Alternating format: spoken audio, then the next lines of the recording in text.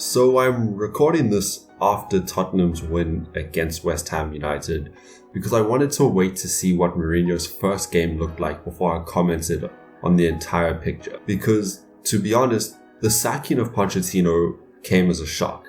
I didn't think that they were going to take any drastic action against him until maybe the end of the season, or possibly give him a January transfer window to sign maybe one or two players to bolster up a team that is lacking in depth. But the board thought otherwise. They thought that the best move forward was to get rid of Pochettino.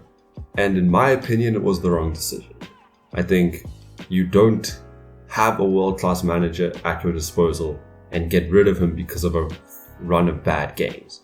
I think with the amount of work that this man has put into the club and the loyalty that he showed to Tottenham, I think he deserved at least to finish the season and then be evaluated as to whether or not he kept his job. In my opinion, Pochettino was just the scapegoat for the inadequacies of the Tottenham board and the higher levels of management not being effective in doing their job and therefore having to take action against someone that was not themselves. But with that being said, there were signs that Pochettino was not himself, or more importantly, that the team under Pochettino was not the one we had come to expect from Tottenham.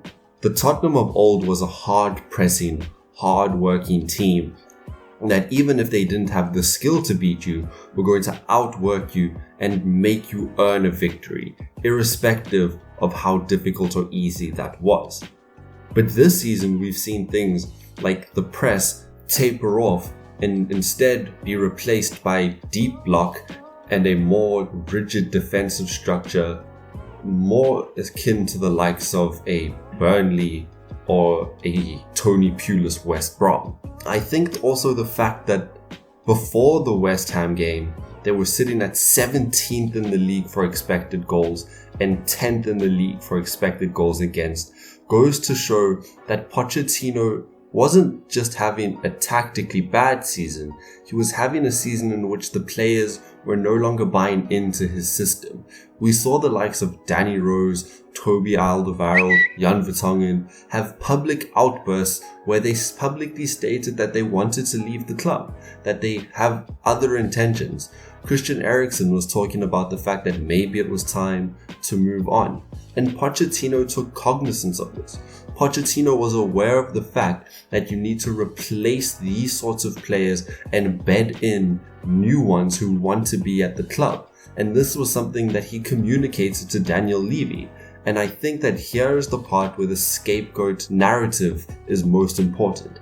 Daniel Levy, despite the good job that he has done, despite the fact that Spurs have a brand new world-class stadium and are expanding their brand across the globe, still lack the significant amount of investment needed to seriously challenge the likes of Liverpool and Manchester City. And even though they did make the Champions League final last season, I would argue that there was a large amount of luck in that during the fact that who they drew and also that game against Ajax, which is just 9 out of the 10 times that's a game you lose and not win. But on that night, it just so happened that every bounce in the second half fell Tottenham's way.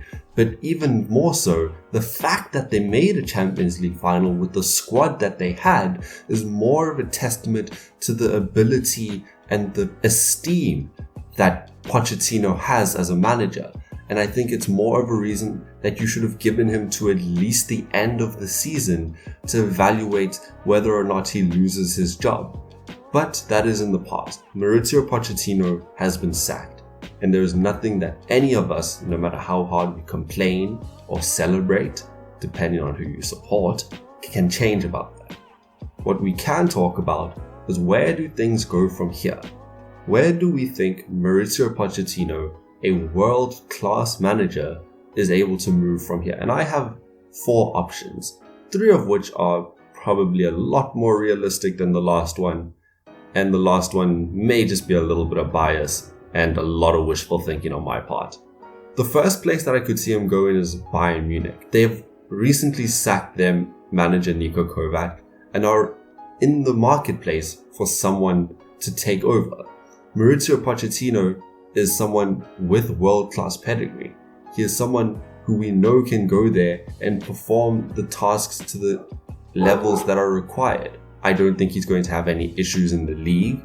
I think maybe this season there could be possible problems due to the gap that has already been established in the Bundesliga. But overall, I think that he's more than qualified to take the reins at a club like Bayern Munich, despite the fact that he's only managed at Southampton and Tottenham Hotspur in what we would call the big leagues. I think that over the years he's shown that he has the ability and is one of the best managers in the world. The second destination is possibly PSG. Thomas Tuchel's contract comes to an end at the end of the season, and there has been no rumors or any sort of indication that they're willing to extend that. And I think that PSG are more than willing to just be patient, let this season play out, and then bring in the likes of a Mauricio Pochettino. We've already seen that they're changing tacts from being this club that invests big in very large star players and is rather spending their money more carefully on players that are designed around a specific system that a manager is willing to play with. And that is exactly the sort of environment where Mauricio Pochettino is able to thrive, where he has the backing of the board and where he's able to get specific players for specific positions and roles that he needs in the way that he wants to play. And moreover, not only will he have the sort of philosophy behind him, but he's also going to have large amounts of that cash money behind him, something that he hasn't had in recent years due to the things like Tottenham building that brand new stadium. With this sort of environment and this sort of club atmosphere, I think Pochettino will be able to thrive. The third option is the Real Madrid job, the obvious one. The one that we all see coming, the one that we've all been talking about, and the one that was rumored for the entirety of the summer, even when Zinedine Zidane signed there. Do I think that they're going to get rid of Zinedine Zidane this season? No. I think that Florentino Perez, despite the fact that he's been very, very frivolous in the way in which he treats his managers, I don't think that, especially after recalling Zinedine Zidane this season, after he had decided to leave after they won their 4th Champions League, I don't think that they're willing to part with him just yet. However, if their struggles continue into next season and Pochettino's still available, then I think you definitely have to make a move as Real Madrid. And as I've said before, I don't think that the step up from Tottenham to Real Madrid is going to be any issue for Mauricio Pochettino. He's shown time and time again that he's good enough. He's one of the best managers in the world, and he's willing and able to take over any club. The fourth and final one, which is really just wishful thinking, to be honest, is that he gets the Arsenal job. I think it's very obvious that Unai Emery is in over his head. This man is a fraud. This is a manager who does not deserve to be at the helm of a club of the stature of Arsenal. And I think if the board at Arsenal, if Raul Sanelli and Edu had any sort of sense, they would get rid of Unai Emery tonight and they would make Mauricio Pochettino an offer that he simply could not refuse. I mean, look at this infrastructure that we have.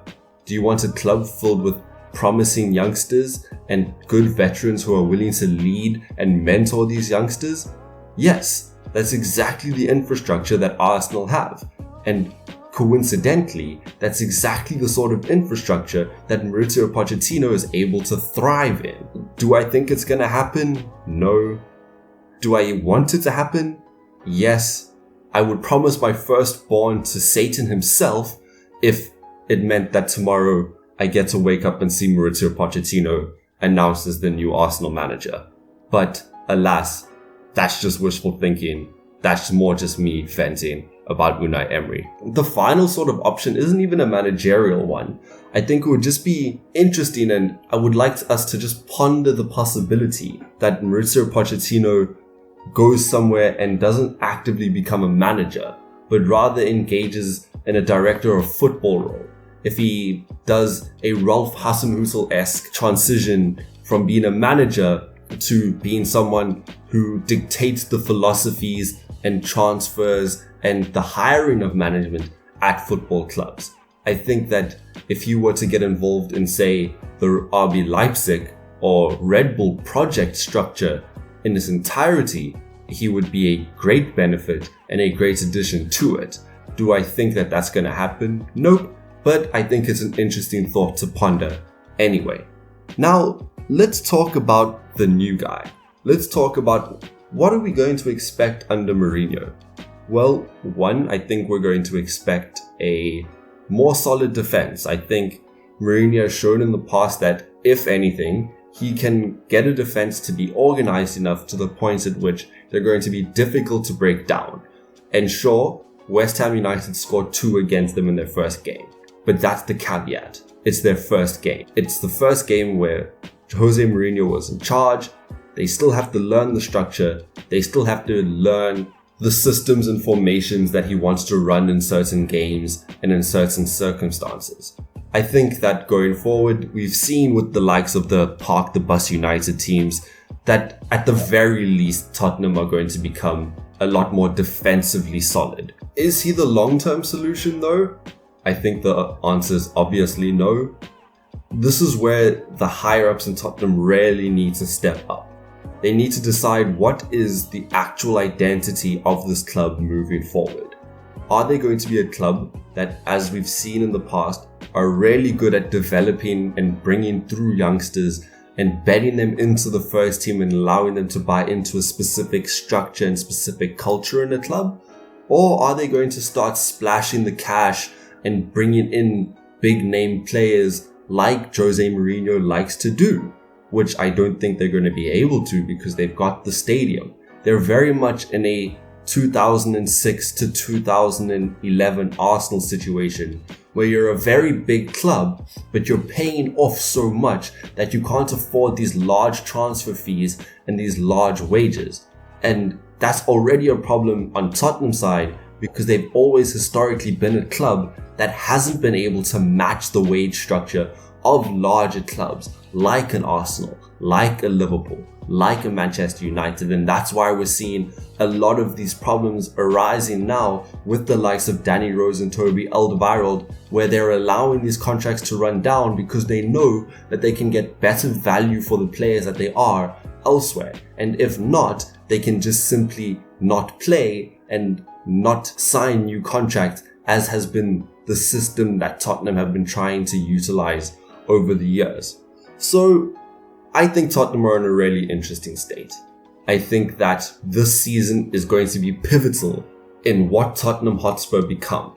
Whether they become the European giant that they've been set up and what they've been striving to become, or whether they slack back into top 6 mediocrity as we've seen them do in the past. I know as an Arsenal fan, what I'm hoping for is the absolute decimation of this football club. But moreover, as a football fan, I hope Tottenham Hotspur can really figure this out.